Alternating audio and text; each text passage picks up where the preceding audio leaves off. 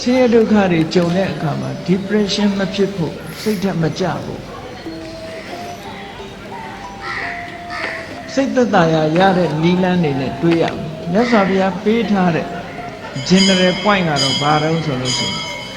ဘယ်အရာမှမမြဲဘူးတဲ့တခဏပဲဆိုတဲ့အတွေးလေးနဲ့သိခံတယ်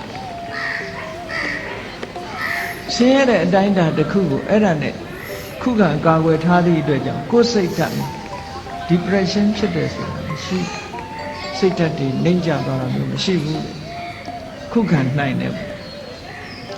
အေးချမ်းသာဒုက္ခနဲ့တွေ့လာလို့ရှိရင်လေလူတွေကဘဝင်မြင့်ပြီးအောက်ခြေလွတ်တတ်တယ်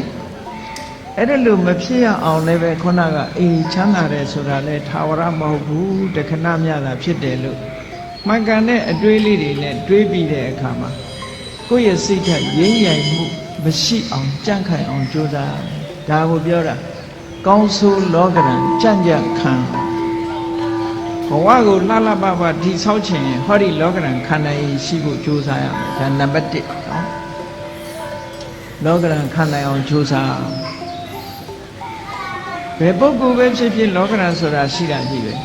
ဆင်းရဲတဲ့ပုဂ္ဂိုလ်မှလည်းရှိတယ်ချမ်းသာတဲ့ပုဂ္ဂိုလ်မှလည်းရှိတယ်ဘယ်နိုင်ငံသားပဲဖြစ်ဖြစ်ဘာလူမျိုးပဲဖြစ်ဖြစ်ဘာဘာသာကိုယ်ွယ်ဒါတွေကတညီတည်းပဲ